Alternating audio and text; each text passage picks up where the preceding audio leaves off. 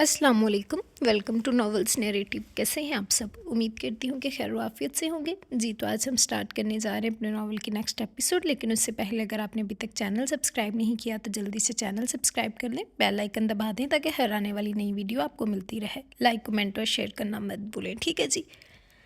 तो रिस्पॉन्स आप लोग खुद ही देख लें, मैं क्या कह सकती हूँ।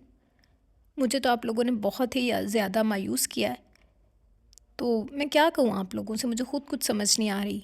तो मर्ज़ी है आप लोगों की, देख लें कि आप लोग क्या कर रहे हैं मेरे साथ। खैर मैं क्या कह सकती हूँ आप लोगों को। चले हम स्टार्ट करते हैं।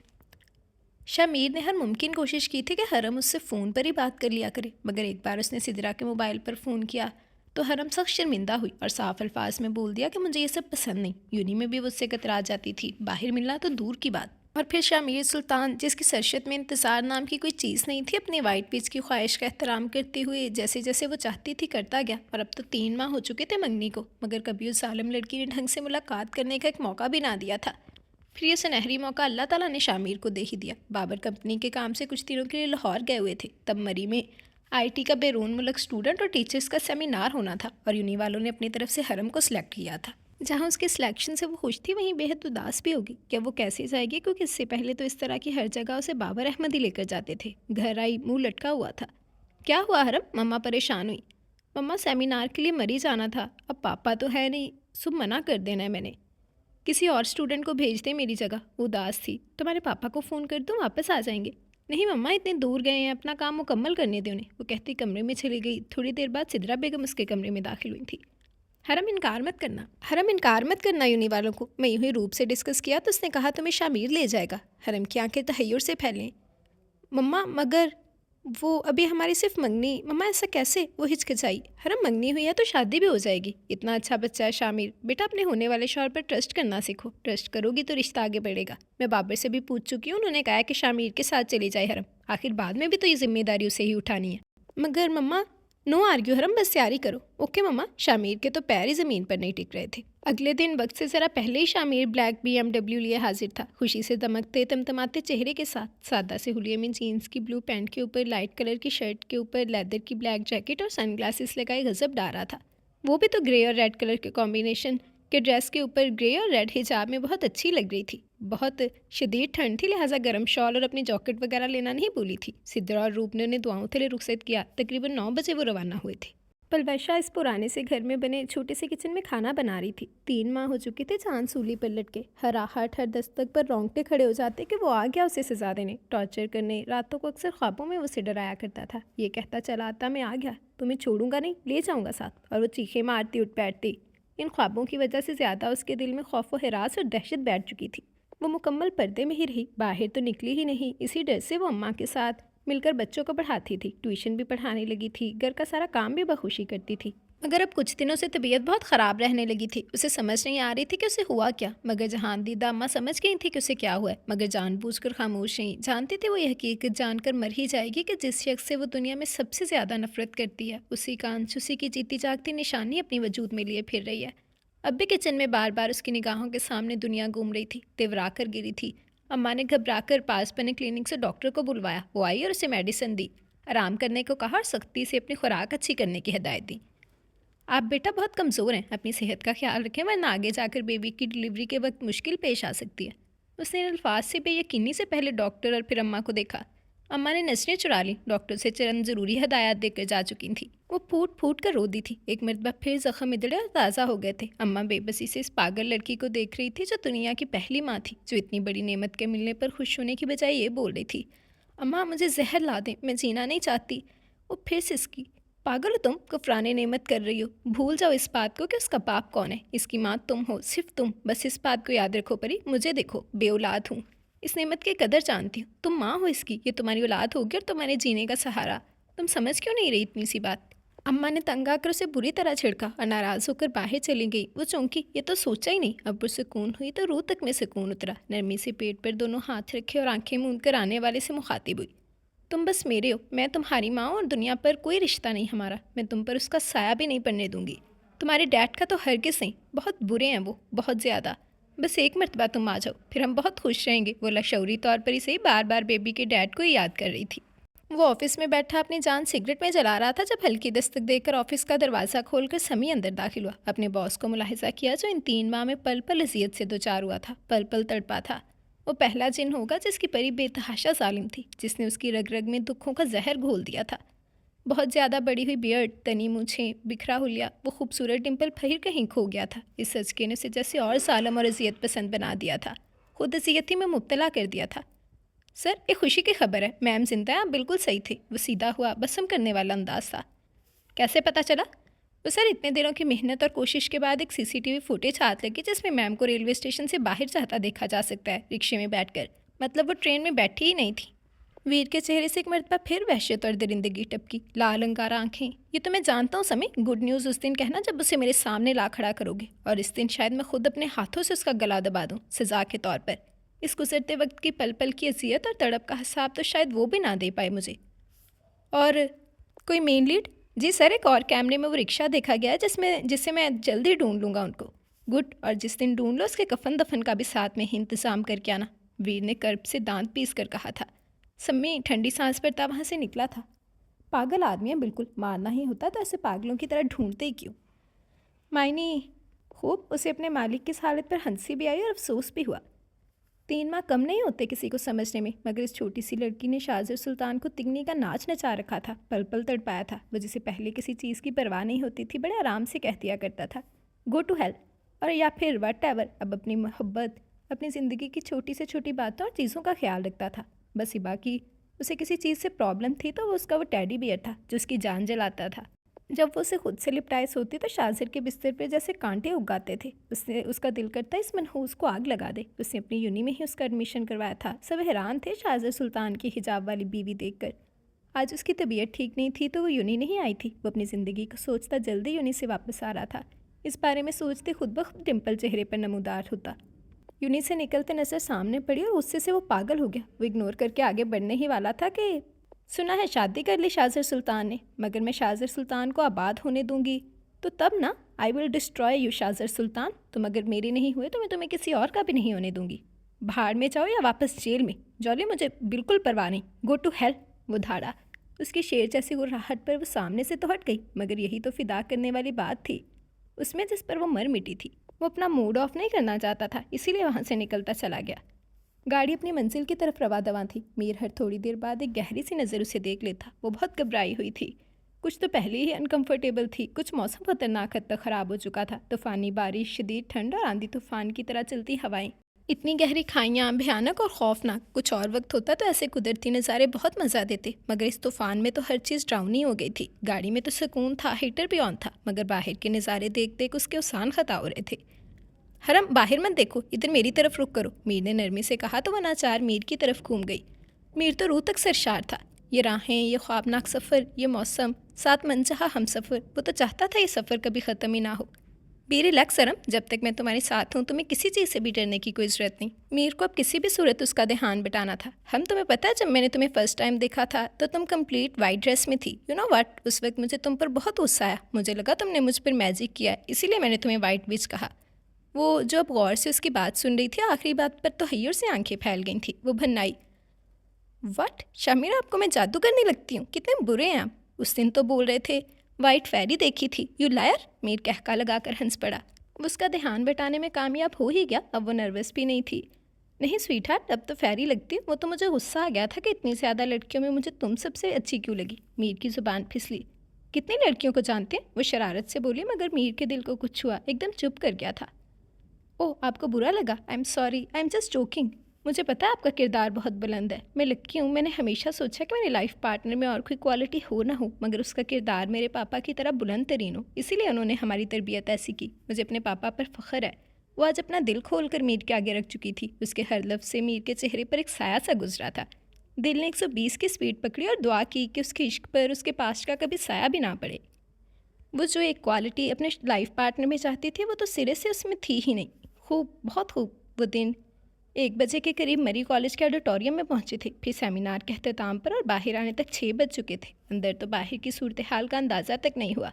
बाहर आए तो मौसम के इस कदर ख़तरनाक तेवर पर हर कोई घबरा गया था। तूफ़ानी बारिश में शदीद सालाबारी, इस कदर तेज़ बारिश थी कि हद नज़र भी महदूद होकर रह गई कि तभी उन्हें पता चला कि लैंडस्लाइडिंग हुई और वापसी के रास्ते बंद हो चुके हैं। वो बमुश्किल गाड़ी तक पहुंचे। शामिर, अब क्या होगा? वो बुरी तरह घबराई। इट्स ओके हरम, डोंट वरी, मैं हूं ना। उससे सिद्रा बेगम और रूप को कॉन्फ्रेंस कॉल में लाई। फ़ोन स्पीकर पर रखा था और तमाम सूरत हाल बताई। शामिर, तुम ऐसा करो, फार्म हाउस रुक जाओ, जैसे ही मौसम ठीक हो रास्ते खुले वहाँ से निकल आना, और हरम का बहुत ज़्यादा ख्याल रखना, रूप ने कहा। हाँ बेटा, वहीं रुक जाओ, खुदा तुम दोनों को अपनी अमान में रखे, जैसे ही रास्ते खुले आ जाना, अल्लाह तुम दोनों की हिफाजत करे, आमीन, सिद्रा ने कहा। सिद्रा बेगम की आवाज़ सुनकर हरम को तसल्ली हुई। वो फार्म हाउस के लिए निकले। बारिश की वजह से बहुत ही ज़्यादा फिसलन हो चुकी थी। कई मरतबा गाड़ी बेकाबू हुई। हरम खौफजदा सी देखती रही। फार्म हाउस के करीब पहुंचकर गाड़ी भी जवाब दे चुकी थी। शामिर झंझलाया, मगर अब उन्हें जैसे तैसे चंद कदम चलकर अंदर जाना था। हरम, मेरी बात गौर से सुनो, मैं यहाँ रहता हूँ, मुझे इतनी सर्दी की आदत है। तुमने कोशिश करनी है कि कम से कम भीगना है। ये मेरी जैकेट भी ओढ़ लो। फ़ोन की बैटरी डेड हो चुकी है, नहीं तो अजीज़ से अम्ब्रेला मंगवा लेता। तेज़ी से चलना है, ओके? उसने इस बात में सिर हिलाया और जैकेट अच्छी तरह कंधों पर फैलाई। हैंड बैग बाजू में अच्छे से फंसाया। मीर तेज़ी से उतरकर उसकी जानब आया। दरवाज़ा खोलकर उसका हाथ थामा और तेज़ी से अंदर की जानब बढ़े। इस कदर मूसलाधार बारिश थी कि लाउंज में पहुंचने तक दोनों तकरीबन भीगे चुके थे। अजीज़ भागकर उनकी जानब आया। सर, आप लोग तो भीग चुके हैं। उसे तशवीश हुई। अब मसला ये था, शामिर ने तो चेंज कर सकता था क्योंकि उसके कपड़े वहाँ पर मौजूद थे, मगर हरम फ़ौरन अंदर जाओ और ये भीगी शॉल और हिजाब रिमूव करो, जैकेट उतारो, मीर ने नरमी से उसे कहा था। मगर इस वक्त तक उसका चेहरा लाल अंगारा हो चुका था। ठंड पसलियों तक उतर चुकी थी। वो अंदर रूम में गई, जैकेट, शॉल और हिजाब उतारा था। मीर चेंज करके उसके फिक्र में अंदर आया। वो सोफे पर बैठी कपकपा रही थी। किसी भी दुपट्टे के बगैर उसके वजूद से नसें चुराकर आतिशदान की तरफ पड़ा और फ़ौरन आग दहकाई थी। वो उसकी जानब आया, हाथ से थाम कर उसे लाकर आतिशदान के पास कारपेट पर बिठाया। उसका हाथ बर्फ़ की तरह ठंडा पड़ चुका था। मीर को तशवीश हुई। हरम, तुम्हें ठंड लग गई है, मैं किसी मेडिसिन का अरेंज करके आता हूँ। वो बाहर आया। सर, मैम को ठंड लग गई है, वो ठीक नहीं है, उनकी ज़िंदगी ख़तरे में है। अजीज़ जानता था उसके मालिक की मंगनी हो गई है। वो बहुत बदल गया है। पहले की तरह फार्म हाउस की कोई रात रंगीन नहीं हुई थी और अपनी मंगेतर से बेतहाशा मोहब्बत करता है, इसीलिए तशवीश हुई थी। अजीज़, कोई मेडिसिन नहीं है क्या? अंग्रेज़ी तो नहीं है सर, मगर आप जानते हैं इस तरह की सूरत हाल के लिए हमने क्या चीज़ रखी होती है। ज़िंदगी बचाने के लिए तो हम तो अपने बच्चों तक को एक एक चम्मच दे देते हैं। मीर हिचकिचाया। अगर उसे पता चला तो वो जीते जी मर जाएगी कि मैंने उसकी ज़िंदगी बचाने के लिए उसे क्या पिलाया। कौन बताएगा सर, आप या मैं? वैसे भी ज़िंदगी पर बनना है तो हराम चीज़ भी जायज़ हो जाती है, और अब इस वक्त यही सूरत हाल है। अच्छा ले आओ, मगर मिट्टी के प्याले में लाना, बहुत अजीज़ है वो मुझे। उसे कुछ हो गया तो मैं भी ज़िंदा नहीं रह पाऊँगा। इस वक्त मुझ पर क्या गुजर रही है, मैं कितनी अजियत में हूँ, तुम अंदाज़ा भी नहीं लगा सकते। मीर ने कर्ब से आंखें बंद की। अजीज़ अंदर ख़ास कमरे में गया और प्याला लाकर मीर को थमाया। वो कमरे में दाखिल हुआ। हरम आतिशदान के पास बैठी हाथ से एक तीची जान से कांप रही थी, सांस सूखड़ रही थी। जब वो उसके करीब आया और मिट्टी का प्याला उसे थमाया। हरम, मेरी जान, ये नेचुरल हर्ब से बना काढ़ा है, लो पियो, तुम्हारी तबीयत ठीक हो जाएगी। वो संजीदगी से बोला। वो कांप रही थी, मरने को थी, और मीर की उसकी हालत देखकर जान पर बनी हुई थी। प्याला उसके लबों से लबकाया। उसने कांपते हुए पी लिया था। मीर उसके पास तनासू बैठा था। थोड़ी देर बाद ब्रांडी के नशे में चूर वो मीर की बाहों में झूल गई थी, जो कि शामिर उसे पिला चुका था। शामिर ने तने साहब के साथ अपने दांतों तले लब दबाए। ये सब साहब शिकन था उसके लिए जो भी हो रहा था। सर झुकाकर अपनी बाहों में बिखरे उस नरमोगदाज वजूद को देखा और बाजुओं का घेरा मजीद तंग कर दिया। दिल की धड़कनें बेतरतीब हुई। रीढ़ की हड्डी में सनसनाहट हुई। सीने पर ढलका उसका सर उसे आहनी बाजू पर कराया था। उसके चेहरे के एक कातिल नक्श को अपनी प्यासी निगाहों से छू रहा था। झुककर उसके माथे पर मोहब्बत की पहली महर सबत की। उसने ज़रा सी आंखें खोली। मीर ने उसके माथे से अपना माथा टिकाकर सुकून से आंखें मूंदी। हरम, मेरी जान। शाह। मीर कपकपाते गुदास मखमली लबों से उसे पुकारा गया। वो बेखुद और मदहोश सा हुआ था इस वक्त, और उसके लबों को अपने लबों की सख्त गिरफ्त में लिया था। वो इतने नशे में भी बुरी तरह उसकी बाहों में खिसमिस आई थी। उसके सीने पर हाथ रखे उसे दूर करने की कोशिश की। मीर को लगा इस पाकीज़ा वजूद को नामहरम होते हुए अब मजीद उसने छुआ तो या तो वो खुद चलकर बसम हो जाएगा, या फिर उसके बाजुओं में झूलता वो नाजुक सा वजूद। मीर अपने इस गुस्ताखी पर जी भर कर शर्मिंदा हुआ। दिल किया डूब मरे। हरम इस मामले में कितनी एहसास है, मुझे ख्याल रखना चाहिए। मीर ने नरमी से उसे उठाया, लाकर बेड पर लिटाया और अच्छे से उसे कम्फर्टर उड़ाया। हरम ने उसके बाजू पर से उसकी शर्ट अब भी अपनी मुट्ठी में जकड़ी हुई थी। वो उसके सिरहाने बैठा और सरगोशी की। हरम, देखो ना, तुम्हारी मोहब्बत ने मुझ जैसे शैतान को वापस इंसान बना दिया। तुम्हारी पाकीज़गी में इतनी ताकत है कि देखो ज़रा मुझ जैसा भी नहीं बहका। हरम, मुझसे कभी अलग मत होना, कभी जुदा नहीं होना, नहीं तो ये दीवाना पता नहीं क्या कर बैठे। मीर ने उसे अपना हाले दिल सुनाकर नरमी से उसकी मुट्ठी खोलकर अपनी शर्ट आज़ाद की। उसे नज़ाकत से करवट बदली। मीर ने कंधों तक कम्फर्टर दुरुस्त किया और कमरे से बाहर आया। फिर वो और अजीज़ सारी रात जागे। घंटे 2 घंटे बाद वो जाकर उसका तनफ्स चेक करता रहा, जो कि सही चल रहा था। वो आराम से सोती रही। फजर के वक्त तक उसे तसल्ली हुई कि वो ठीक है, तो वहीं लाउंज में सोफे पर कन्फर्टर ओढ़कर सो गया। अजीज़ भी अपनी अनेक्सी में चला गया। आज अक्का ने उसे तबीयत ख़राब होने की वजह से यूनी नहीं जाने दिया था। अब बोर होकर टीवी ऑन किया और चैनल सर्च करने लगी। बेड पर पाँव लटका कर बैठी वो येलो टी शर्ट और रेड ट्राउज़र में घने बालों का ऊंचा सा जोड़ा किए, टेडी बियर गोद में रखे बबल गम चबाती, पाँव हल्का सा झिलाती वो सामने दरवाजे पर खड़ी शाजिर के दिल पर बिजली बनकर गिर रही थी, जो कि अभी कुछ देर पहले आकर वहाँ खड़ा हुआ था। वो टीवी बड़े हमाक से देख रही थी। किसी गैर मुल्की चैनल पर एक कोरियन ड्रामा इंग्लिश में लग रहा था, जो कि उसे बड़ा दिलचस्प लगा। नाम रईसज़ादा था ड्रामे का। एक घमंडी सरफिरा बॉस और उसकी बेचारी सी सेक्रेटरी, जिसे वो घमंडी मुख्तलिफ तरीक़ों से परेशान कर रहा था। बेचारी किंग बोरा, हीरोइन का नाम, इस कदर परेशान थी उससे कि बस घमंडी से शाहजर सुल्तान का सरापा आंखों के पर्दे पर लहराया तो उसने दांतों तले लब दबाया।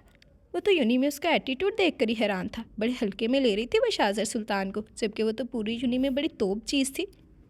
पूरी यूनी की लड़कियां उसके आगे पीछे फिरती थीं और वो खुद हिबा के थोड़ी सी अकड़ दिखाना तो बनता था ना। हिबा तो मगरूर हो चली थी उसकी अपने लिए इस कदर मोहब्बत और दीवानगी देखकर, जिससे कई लड़कियां दोस्ती करना चाहती थी और वो खुद हिबा के करीब आना चाहता था। इसीलिए उसे पटाकर सताकर बहुत मज़ा आ रहा था। अच्छा खासा ड्रामा चल रहा था जब उसने बेतहाशा हड़बड़ाकर हाथों से अपना चेहरा छुपा लिया, डरते डरते एक उंगली हटाकर देखी और फिर ज़ोर से आंखें बंद कर ली।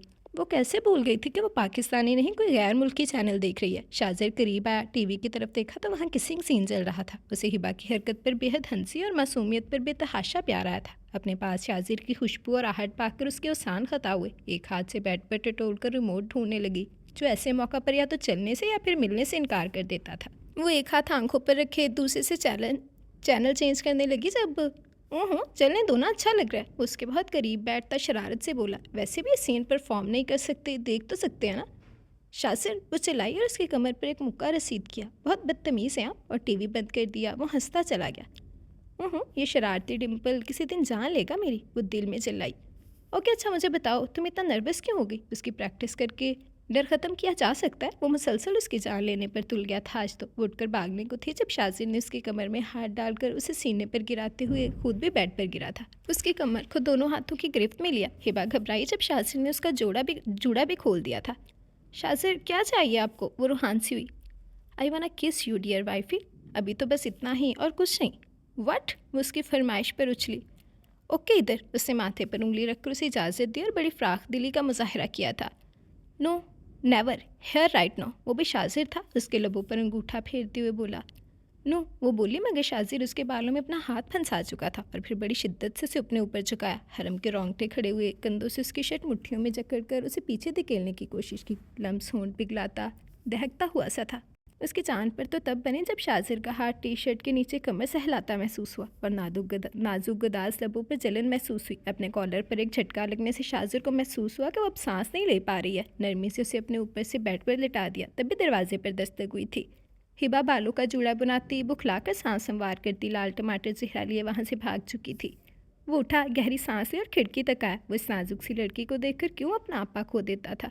ये मेरी मोहब्बत और इस पाकीज़ा रिश्ते की ताकत ही है जो मुझे इसके करीब जाने पर मजबूर करती है। निकाह के दो बोल में बहुत ताकत होती है। वो सोचता दूर अपने पास्ट में खोया था जब यूनी में न्यूयॉर्क से माइग्रेट होकर वो डाइन आई और आते ही इस डिम्पल बॉय पर पूरी तरह फरिफ्ता हो गई थी। अमीर माँ बाप की इकलौती औलाद जवेरिया और चौली ने हर तरह से कोशिश की उसे अपने दाम में फंसाने की, मगर वो उसके लिए चिकना घड़ा साबित हुआ और उसे जिद दिला गया। फिर जो आखिरी हरबा उसने इस्तेमाल किया उसने शाजिर को तोड़ दिया था। वो यूनी में अपने फ्रेंड्स के साथ बैठा था जब प्रिंसिपल के पीए ने उसे ऑडिटोरियम में बुलाया, ये कहकर कि उसे प्रिंसिपल बुला रहे। वो ऑडिटोरियम आया मगर खाली था, वहाँ तो कोई नहीं था। अपने पीछे आहट महसूस हुई तो मुड़ा और भन्ना गया। पीछे वो बहुत बेहुदा लिबास सेबतिन किए खड़ी खुलेआम उसे गुनाह करने की दावत दे रही थी। बुखलाया तो वो उस दम जब वो बेहुदा मैक्सी की जिप खोलकर कंधे से नीचे खिसका चुकी थी। What the hell is going here? वो धाड़ा और फौरन उसकी जानब से रुख मोड़ा।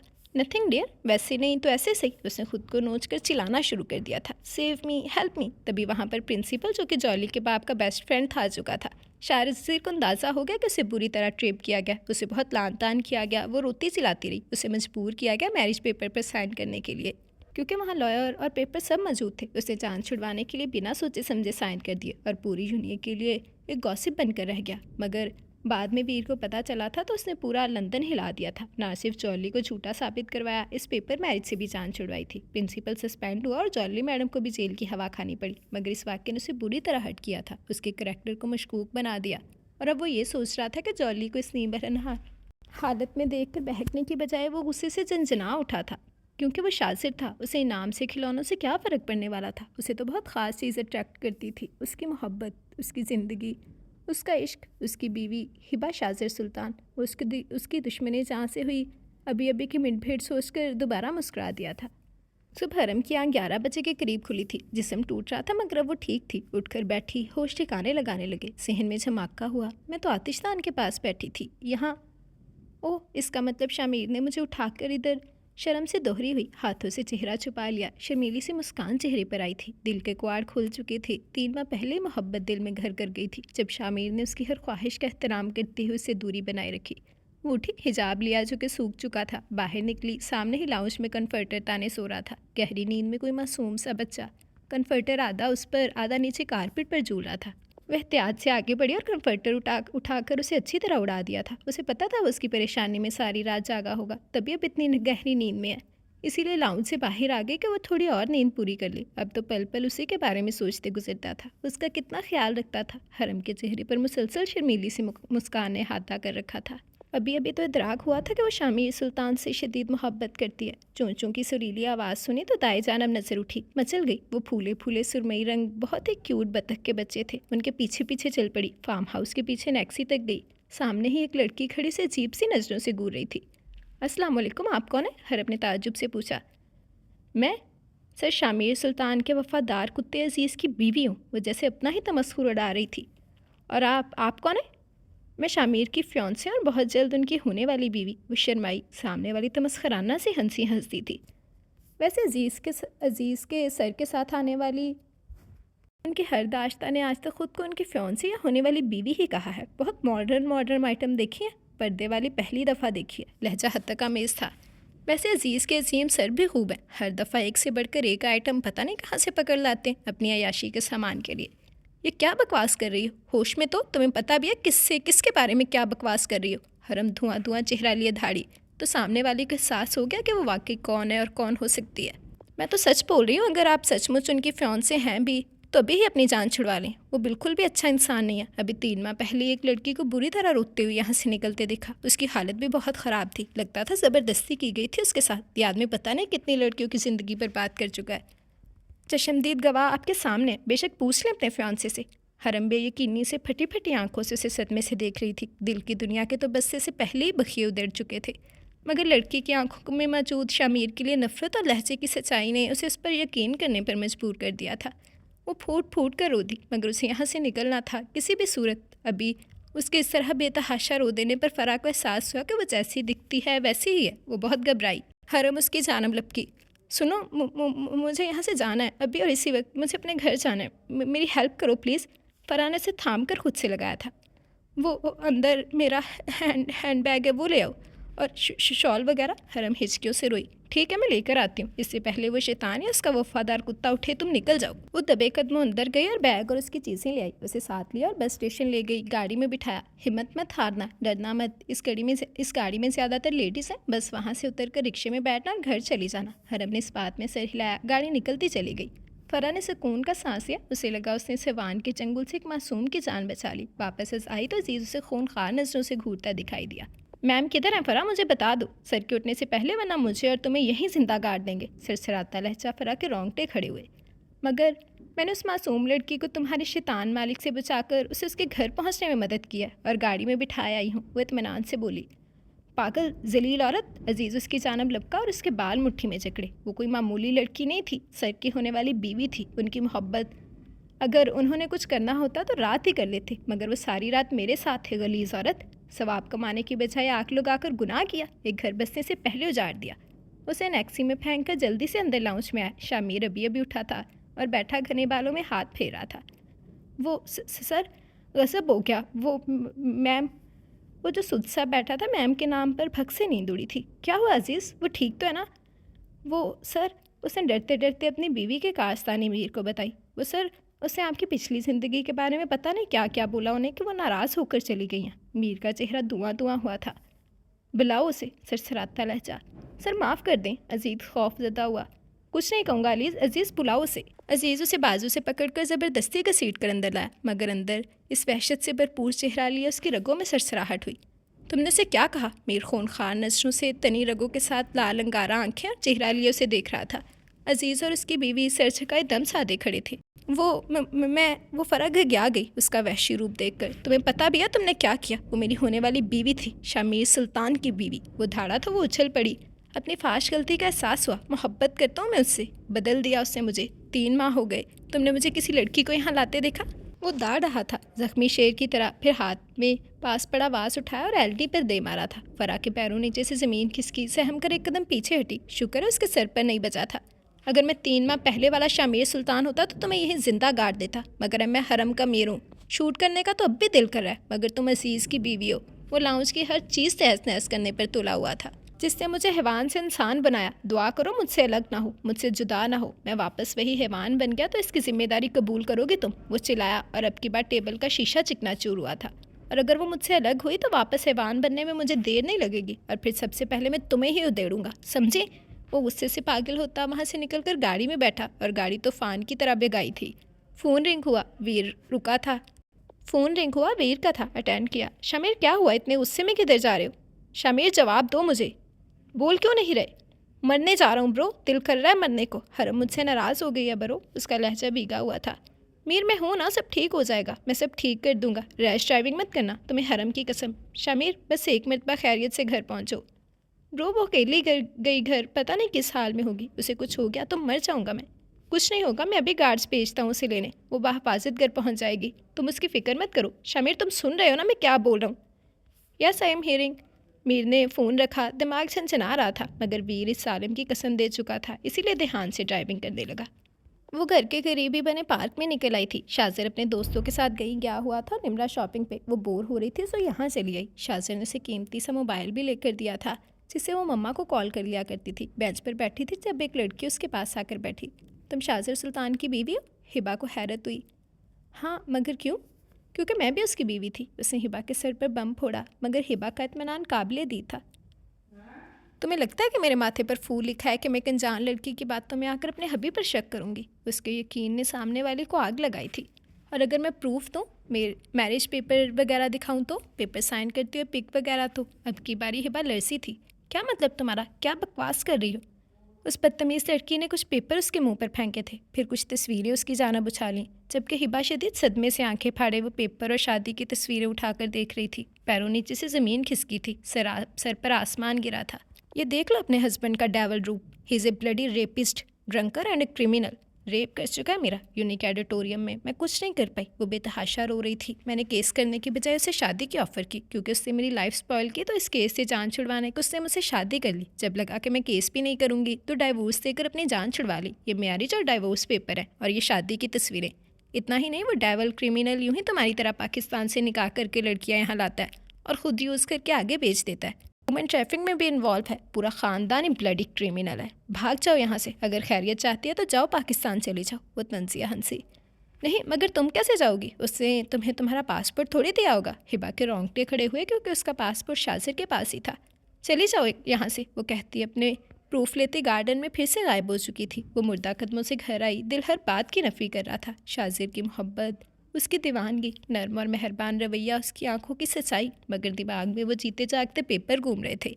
चेहरा लट्ठे की तरह सफ़ेद हो चुका था खौफ से। बेतहाशा रोई, कांपते हाथों से इधर उधर देखकर फ़ोन उठाकर माँ का नंबर मिला। सिदरा बेगम ने फ़ोन उठाया। मम्मा, पुकार में सदियों की तड़प थी। गले में गोला फंसा था, आंसू रवानी से जारी थे। हिबा क्या हुआ बेटा, तुम रो रही हो? माँ का दिल बंद हो जाएगा। बेटा बताओ क्या हुआ? नहीं मम्मा, मैं ठीक हूँ, बस आप लोगों की याद आ रही थी। अपने पीछे उस क्रिमिनल की हट पाकर वो मतवहिश हुई थी। जिस्म से जैसे रूह खींची गई थी। वो घबरा कर पलटी। फ़ोन बंद कर दिया था। शाजिर उसके आंसू देखकर तड़पा था। उसकी जानब बढ़ा। वो डर कर 2 कदम पीछे हटी थी। शाजिर ने हाथों के प्याले में इसका चेहरा भरा था। हिबा स्वीटहार्ट, क्या हुआ तुम्हें? ये आंसू? कुछ नहीं, वो मुझे घर वालों की याद आ रही थी। मेरी तबीयत ठीक नहीं, मैं आराम करना चाहती हूँ। ये कहती वो उसकी गिरफ्त से निकलकर कमरे में जाकर खुद को लॉक कर चुकी थी। कमरे में जाकर अपनी मुट्ठी में बंद वो चिट खोली जो जॉली उसे थमा कर गई थी। अगर अपने घर जाना चाहती हो तो कल सबकी नज़र से छुपकर नीचे दिए गए एड्रेस पर पहुँच जाना, किसी को बताए बगैर। चिट भी फ्लैश कर देना। मैं तुम्हें वहाँ भेज दूँगी जहाँ से तुम वापस इस जहन्नुम में नहीं आ पाओगी। हिबा ने चिट फाड़ कर फ्लश कर दी थी और कल का लहका अमल तरतीब देने लगी। वो अपना रिश्ता, एतबार, इत्माद, भरोसा सब कुछ लुटा कर बमुश्किल घर पहुंची थी। घर आकर सिदरा बेगम के गले लगकर फूट फूट कर रो दी थी। सिदरा बेगम भी शदीद घबराई। क्या हुआ है हरम? प्लीज़ बताओ, कुछ बोलो, इधर मेरी तरफ देखो, क्या हुआ? वो कुछ बताते कि बाबर अहमद घर में दाखिल हुए थे। अपनी कांच की गुड़िया को यूँ टूटते देखा तो तड़प उठे। वहीं बैग फेंका था। मेरी गुड़िया, क्या बात है? हरम, तुम तो मीर के साथ गई थी ना, क्या हुआ? वो किधर है? तुम अकेली क्यों हो हरम? बताओ मुझे क्या हुआ। वो बेहद घबराए। हरम बताओ, क्या शमीर ने कोई बदतमीज़ी की है? बोलो गुड़िया। उसने नफ़ी में सिर हिलाया और रोते हुए हिचकियों के साथ सारी बात बता दी। पापा, मैं ये रिश्ता अब और नहीं निभा सकती। मुझे ऐसा शख्स नहीं चाहिए अपनी ज़िंदगी में जिसने... पापा, मुझे नहीं करनी उससे शादी। ओके, रिलैक्स हो जाओ मेरी गुड़िया, जैसा मेरी बेटी चाहेगी ठीक वैसा ही होगा। बाबर ने उसके हाथ से रिंग उतारी और सिदरा बेगम की तरफ बढ़ाई। सिदरा बेगम, कल आप ये रिंग वापस भिजवा देना उन्हें। सिदरा बेगम पे भी सदमे और गम का पहाड़ गिरा था। वो लहू टपकाता चेहरा लिए हातिम मैंशन के लाउंज में खड़ा अपनी हथेली पर रखी उस रिंग को देख रहा था जो उसकी मोहब्बत, उसकी ज़िंदगी ने उसे ठुकराते हुए वापस भिजवाई थी। पास ही खड़ा वीर अपने भाई की हालत देखकर तनी रगों से भस्म कर देने वाले अंदाज में अपना गुस्सा ज़ब्त कर रहा था। बताओ मुझे मीर, ये हरम ने क्यों वापस भिजवाई है? और अब जो पूछूंगी उसका मुझे सिर्फ हाँ या ना में जवाब चाहिए। हरम ने तुम पर इल्ज़ाम लगाया कि तुमने कई लड़कियों की ज़िंदगी बर्बाद की है। कहीं तुम उसकी ज़िंदगी भी ना बर्बाद कर दो, वो ये रिश्ता ख़त्म कर रही है। मीर बोलो, क्या वो सच बोल रही है? रूप तो गुस्से में पागल होने को थी। मीर खामोश रहा। मीर, मैं तुमसे पूछ रही हूँ, वो सच बोल रही है, हाँ या ना? Yes mom, she is telling. चटाख एक जन्नाटेदार थप्पड़ पड़ा था मीर के मुंह पर जब उसकी बात अधूरी रह गई। मम्मा, वीर तड़प कर आगे बढ़ा। ये आप क्या कर रही हैं मम्मा? प्लीज़ बस करो वीर, इनफ इज़ इनफ। ये सब तुम्हारी ढील और बेजा लाट का नतीजा है कि ये इस कदर ढिठाई से इतनी शर्मनाक बात का इतराफ़ कर रहा है। या मेरी तरबियत में कोई कमी रही? मॉम प्लीज़, मीर ने दर्द से तड़पते रूप को पुकारा था। खबरदार जो मुझे मॉम कहा, तुमने सिदरा के सामने मुझे शर्मिंदा करवा दिया मीर। Shame on you. और अब तो मैं खुद नहीं चाहती कि हरम जैसी मासूम लड़की की ज़िंदगी तुम्हारे जैसे अय्याश रईसज़ादे के हाथों बर्बाद हो। वो कहती तनफन करती अपने कमरे में जा चुकी थी। शामिर टूटकर वीर के गले लगा था और शायद ज़िंदगी में पहली मर्तबा रोया था। शावीर सुल्तान के कानों में मरती माँ के अल्फाज गूंज रहे थे। वीर, छोटे भाइयों का ख्याल रखना, उनकी आंखों में कभी आंसू नहीं आने देना। वीर का दिल क्या पूरी दुनिया को आग लगा दे, हर चीज़ जलाकर भस्म कर दे। अभी तो खुद के दिल के जख्म इधड़े पड़े थे, ऊपर से तकदीर बार बार उसी की रूह को कुचुकी लगाकर छलनी किए दे रही थी। वो रात हिबा ने रो रो कर जैसे अंगारों पर गुजारी थी, पर देश भी इतना बड़ा तजका मिला था। किस बात पर यकीन करती, अपने दिल की आवाज़ पर या इन शादी और तलाक के ओरिजिनल पेपर्स पर? बस मैं किसी भी तरह पाकिस्तान चली जाऊंगी तो सब कुछ ठीक हो जाएगा। अगले दिन उसने फिर कहा कि उसकी तबीयत ख़राब है और उसे यूनी नहीं जाना। शाजिर यूनी जा चुका था। फिर निमरा भी आराम के घर से अपने कमरे में चली गई। तब वो अपना मोबाइल और ज़रूरी चीज़ें लिए घर से निकली थी। तेज़ तेज़ कदम उठाती वो सड़क पर निकल आई और टैक्सी ली। ड्राइवर को मोबाइल में किया गया सेव एड्रेस सिखाया था और गाड़ी में बैठ गई। टैक्सी एक छोटे से घर के सामने रुकी थी। वो उतरी, किराया दिया, टैक्सी जा चुकी थी। उसे अजीब लगा, हर तरफ सन्नाटा और उल्लू बोल रहे थे। उसे खौफ महसूस हुआ, मगर हिम्मत करके डोर बेल बजाई। दरवाज़ा खुला। सामने ही जॉली फातिहाना सी मुस्कुराहट के साथ खड़ी थी। उसे अंदर बुलाया। बहुत छोटी सी राहदारी और उनके दाएं बाएं बने 2 कमरे। वो राहदारी में रखे बिल्कुल छोटे से सोफे पर बैठ गई। तुमने किसी को पता तो नहीं चलने दिया कि तुम कहीं जा रही हो? हिबा ने डबडबाई आंखों से नफ़ी में सर हिलाया। गुड, अब जल्दी तुम शाहजर सुल्तान से इतनी दूर चली जाओगी कि... अभी वो बात पूरी करती जब हिबा के हाथ में मोबाइल देखकर उसके चेहरे पर दरिंदगी छाई। ओ यू फूल, ये मोबाइल क्यों साथ लाई? वो लोकेशन ट्रेस करवा सकता है। वो चिल्लाई और उसके तेवर देखकर हिबा को बहुत कुछ गलत होने का एहसास हो गया। जॉली ने उसका मोबाइल छीनकर दीवार पर दे मारा। हिबा सहमी, मैं अपनी हेल्प खुद कर लूँगी, तुम्हारा बहुत शुक्रिया, वो कहती दरवाजे की जानब बढ़ी जब किसी ने ज़ोर से उसे बालों से पकड़कर वापस खींचा था। उसे सदमे से रोते पीछे मुड़कर देखा तो वो जॉली थी। ऐसे कैसे यू बीच, इतनी मुश्किल से हाथ आई हो? अब तो तुम्हें बस जहन्नुम में जाना है और शाहजर सुल्तान सिर्फ मेरा होगा। डेविड, इंजेक्शन लाओ। उसके चेहरे पर खबासत थी। छोड़ो मुझे, छोड़ो। हिबा बुरी तरह मचली। तभी एक सांड अंग्रेज़ हाथ में इंजेक्शन लिए उसकी जानब बढ़ा और बुरी तरह मुज़ाहमत करती हिबा को दबोच कर इंजेक्शन बाजू में पेवस्त कर दिया। बहुत जल्द वो नई बेहोश होकर नीचे गिरी थी। उस डेविड नामी शैतान ने उसे खबासत से देखा। जॉली, मारने वाली तो हो ही इसे। मुझे पेमेंट की बजाय ये फ्री चाहिए, ले जाओ, वो इत्मीनान से बोली और जल्द बाहर आओ। हिबा सब सुन रही थी, सब देख रही थी और इस डायन को मुलाहिजा कर रही थी जो अपनी हवस में अंधी उसे एक शैतान के हवाले करने लगी थी। वो नीचे बैठी, हिबा के चेहरे पर ज़ोरदार थप्पड़ मारा। उसका होंठ फट गया और खून रिसने लगा। क्या है ख़ास बात इस पर्दे वाली में? उसने हिबा का हिजाब नोच कर फेंका। जो मुझ पे नहीं, दिल तो करता है मुंह पर तेज़ाब डाल दूँ, पर David it's your turn now. वो यूनी में था बेचैन सा जब फ़ोन रिंग हुआ। हिबा के लिए रखे गए बॉडीगार्ड का था। जॉली की धमकी के बाद खुफिया तौर पर उसने गार्ड हायर किए थे हिबा की हिफाजत के लिए। फ़ोन अटेंड करके कान को लगाया। यस सर, वो मैम पता नहीं चुपके चुपके किधर जा रही हैं। मेरा ख्याल है ना आपके दुश्मन ने बरगलाया है। मैं उनका पीछा कर रहा हूँ। पुलिस को भी इन्फॉर्म कर दिया। आपको भी लोकेशन भेजिए, जल्दी से आ जाएं। ओके मैं आता हूँ। और तुम सुनो, मेरी वाइफ को एक खराश भी आई तो छोड़ूंगा तो मैं किसी को भी नहीं। शाजिर ने फ़ोन रखा और अंधाधुंध बाहर की जानब भागा था। कुछ ही देर बाद वो मतलूबा जगह के बाहर थे। पुलिस के साथ जब दाढ़ से दरवाज़ा खोलकर वो अंदर दाखिल हुए थे, सामने वो इत्मीनान से खड़ी उनको अंदर आता देखकर हवाइयाँ उड़ी थी। गन निकालने की कोशिश की, इससे पहले ही लेडीज़ पुलिस ने उसे दबोच लिया था। डेविड अभी झुककर इस फैरी को बाजू में उठाता, इससे पहले शाजिर नामी बला उसके सर पर पहुंच चुकी थी। सीने पर एक कहानी हथौड़ा पड़ा था, जैसे जिससे वो उछलकर दूर जा गिरा था। शाजिर उसे बगैर दुपट्टे और हिजाब के देखकर जैसे पागल हो गया था। नीम जान सी वो बाल आबशार की तरह फर्श पर बिखरे हुए थे, जिन्हें वो गैर मर्दों से छुपाती थी। और आज इस खबीस जॉली की वजह से सिर्फ और सिर्फ शाजिर की मलकियत को गैरों ने देखा था। जॉली के मुंह पर एक जोरदार थप्पड़ पड़ चुका था। जलील औरत, हाउ डेयर यू! तुम्हारी हिम्मत कैसे हुई मेरी वाइफ को नुकसान पहुंचाने की? और फिर लोहे की रॉड से उसने डेविड को धनका था। किसी में इतनी हिम्मत नहीं थी कि वो या तो शाजिर सुल्तान को रोके या नीचे घिरी उसकी बीवी को छुए। जॉली सहमी से उसका वाकई डेविल रूप देख रही थी। वो आग का भड़कता गोला बना हुआ था। हिबा शाजिर को सामने देख कर सुन वजूद और जागते दिमाग से देख रही थी। आंसू तवातर से बह रहे थे। जब डेविड आदमरा हुआ तो गार्ड से हिम्मत करके शाजिर को दबोचा। एक पुलिस वाला हिबा की जानब बढ़ने लगा था जब शाजिर धाड़ा था, don't you dare to touch her. अब वो हिबा की जानब आया था। उसे दुपट्टा उड़ाया, उसे बाजू में उठाया और सीने में बींचा था। ऑफिसर से इन्हें भाड़ में भेजो या जहन्नुम में। दोबारा मुझे इनकी शक्लें नजर आई तो शूट कर दूंगा। वो उसके गार्ड तेज़ी से बाहर आए थे। शाजिर ने नरमी से उसे कार में फ्रंट सीट पर लेटाया था और खुद ड्राइविंग सीट पर बैठा। गार्ड्स को इशारा किया कि वो खुद लेकर जा सकता है। गार्ड्स अपनी गाड़ी में ही उसके ताकुब में आए। एक गुस्से का तूफान था जिसे वो अपने अंदर दबाने की कोशिश कर रहा था। क्या वो इतना नाकाबिल एतबार था कि हिबा ने उससे एक मरतबा भी वजाहत मांगने की जरूरत महसूस नहीं की थी? क्या इन 3 माह में उसे अंदाज़ा नहीं हुआ कि उससे एक मरतबा भी उसकी ख्वाहिश का एहतराम करते हुए उसके करीब जाने की कोशिश नहीं की? उसने स्टीयरिंग पर ज़ोरदार मुक्का मारा था। हाथ जख्मी हुआ मगर उसे परवाह नहीं थी। हॉस्पिटल पहुंचे, उसे आईसीयू में ले जाया गया। गार्ड्स निम्रा को भी ले आए थे और अब वो कॉरिडोर में बैठकर इंतज़ार कर रहे थे। निम्रा शाजिर का सुर्ख चेहरा और तने असाब देख रही थी। इन 3 माह में उसने अपने भाई का पागलपन देखा था हिबा के लिए, और अभी तो वो ठीक तरह से खुश भी नहीं हो पाई थी कि ये सब। डॉक्टर बाहर आया था। मिस्टर शाजिर सुल्तान, खतरे की कोई बात नहीं। मामूली सी नशावर मेडिसिन इंजेक्ट की गई थी जिसमें में हमने एंटीडोट दे दी है।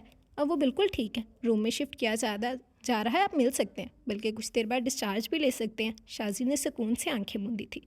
सिस्टर ने इशारा किया कि रूम में आ जाएं। निम्रा आगे बढ़ी मगर शाजिर टस से मसना हुआ था। वो जानते थे अभी वो दुखी है, इसलिए खुद ही रूम में आ गई। सामने ही वो पड़ी रो रही थी। निम्रा करीब उसके बालों में धीरे से हाथ फेरा तो हिबा निम्रा की गोद में सर छुपाकर बेआवाज़ फूट फूट कर रोती थी। हिबा मेरी जान, मैं तुम्हें अपनी जिम्मेदारी पर यहाँ लेकर आई। पहले मुझसे तो पूछती आकर, और फिर निम्रा उसे सब बताती गई। वो और शर्मिंदा हुई मगर वो बुरी तरह टूट चुकी थी और अगला फैसला शाजिर सुल्तान के दिल पर बिजली गिराने वाला था। उन्हें डिस्चार्ज दे दिया गया था। वो घर वापस आए। गाड़ी में भी शाजिर ने एक लफ्ज़ भी मुंह से अदा नहीं किया था। उसे शाजिर की इतनी ख़तरनाक हद तक खामोशी खल रही थी। वो चाहती थी वो चलाए, उसे डांटे, गिला शिकवा करे, मगर वो तो पत्थर बना बैठा रहा। घर के लाउंज में पहुंचे जब शाजिर दंतनाता वापस बाहर जाने को मुड़ा, मगर हिवा की आवाज़ और बात ने उसके कदमों में आग की जंजीरें लपेटी थी। शाजिर, मुझे मेरा पासपोर्ट दे दे, मैं पाकिस्तान जाना चाहती हूँ। निम्रा को झटका लगा। शाजिर भन्ना कर वापस मुड़ा। चेहरा और आंखें लहू टपका रही थी। अगर सामने उसकी मता न खड़ी होती तो जितने गुस्से में था पहली फुर्सत में उसका गला दबा देता। What? Hiba, are you in your senses? मैं अपने मुकम्मल होश हवास में बात कर रही हूँ शाजिर। मैंने पाकिस्तान जाना है। वो पागल हुआ, आगे बढ़ा था। निम्रा अरे अरे बोलती रही मगर शाजिर उसे बाजू से घसीट कर कमरे में लाया था और दीवार से लगाकर उसके बाजू अपने गिरफ्त में लिए थे। Hiba, what's wrong with you? वो झंझलाया। शाजिर, मैं टूट गई हूँ। मेरा खुद पर एतबार और भरोसा उठ गया। बाकी किसी पर कैसे करूँ? वो सिसक रही थी। अगर आप चाहते हैं कि मैं आप पर भरोसा करूँ, एतबार करूँ, इस रिश्ते को दिल से तस्लीम करूँ तो एक मरतबा मुझे जाने दें। वो बेतहाशा रोई। शाजिर के पैरों नीचे से सही मायनों में ज़मीन खिसकी थी। इस आलिम लड़की के करीब हुआ जिसके बगैर एक पल में उसके सीने में उसकी सांसें उलझने लगती थी और वो दूर जाने की फरमाइश कर रही थी। शाजिर ने उसके माथे से अपना माथा टकाया, आंखें मूंदी थी। Hiba, don't do this to me. Try to understand me जान। Can't live without you.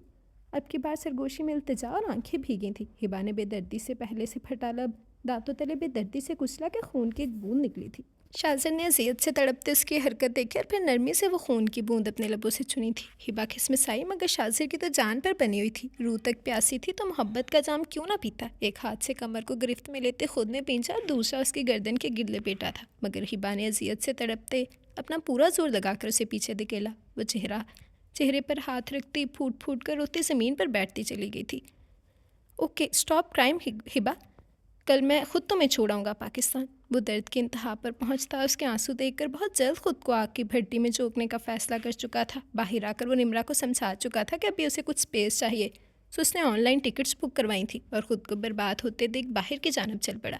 Shabir को शाजिर के बारे में पता चला तो उससे से पागल हो गया। पहले वो खुद, फिर शामिर और अब शाजिर। आखिर उनकी मोहब्बत ने उनके लिए शजरे ममनुआ क्यों हो गई थी? आखिर उन्हें क्यों इतना तड़पा रही थी? आखिर क्या कसूर सरजद हो गया था उनसे?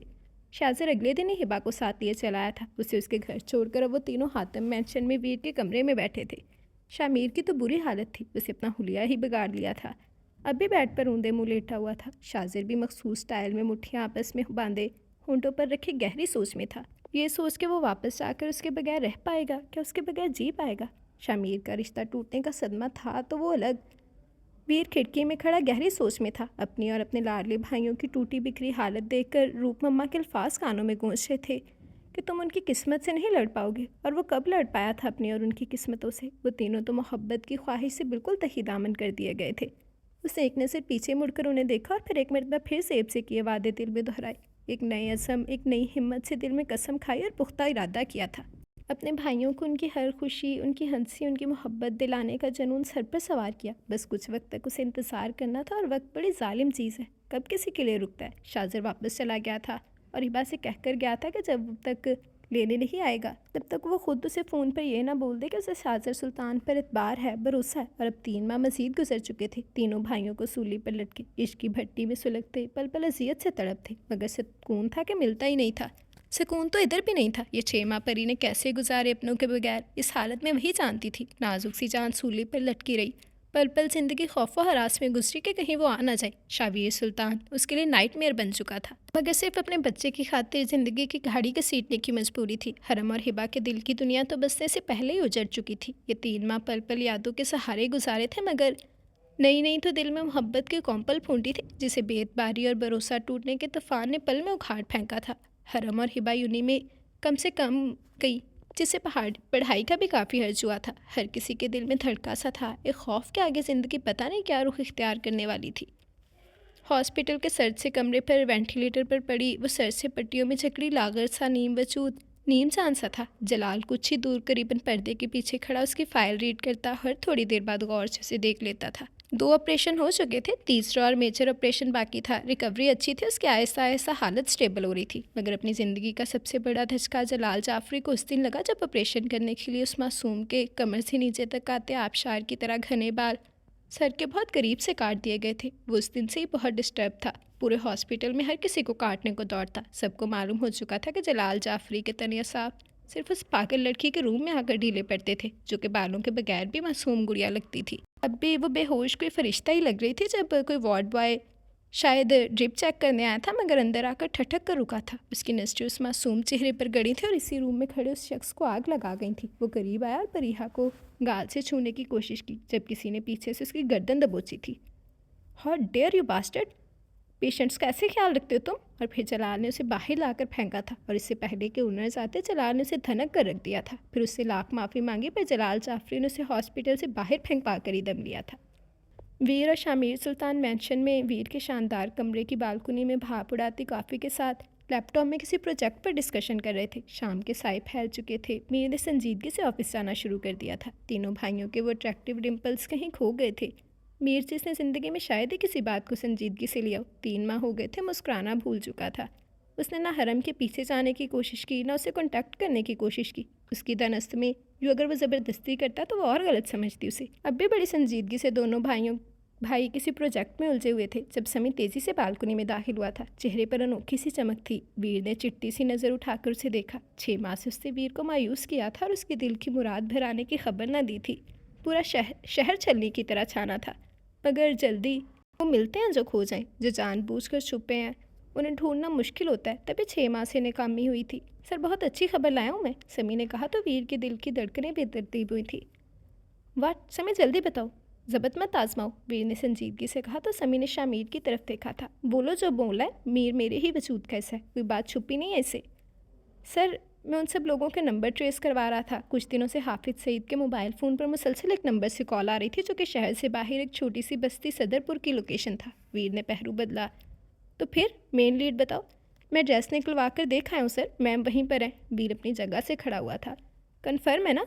समी मुझे डिटेल्स बताओ। दोनों बेतहाशा चौंके थे। सर वो अम्मा हाजन का घर है, दुनिया में अकेली हैं। मैम के मोहल्ले में मस्जिद में इमाम की बीवी थी और मैम को कुरान मजीद पढ़ाया था, इसलिए मैम ने उनसे सहारा लिया। इमाम साहिब इस दुनिया में नहीं है। चलो समी, वीर तफान बना वहाँ से निकला। सर पर अभी समी और मीर उसके पीछे लपके थे। एक सेकंड भी नहीं समी, अब उसके बगैर एक सेकंड भी नहीं। 6 माह बहुत थे पर अब नहीं। वो अंगारे से बात तब पीछे मुड़कर ढाड़ा था। मीर तुम यहीं रुको, मुझे तुम्हारी भाभी को लेकर आना है। पर ब्रो मैं भी साथ जाना चाहता हूँ। Okay let's move, hurry up. उसके अंग से बेचैनी छलक रही थी। वो दोनों गाड़ी में पीछे बैठे, समी और गार्ड्स आगे बैठे थे। गाड़ी अपनी मंजिल की तरफ रवा दवा थी। बस्ती में पहुंचकर समी एक पुराने से दरवाजे के सामने खड़ा था।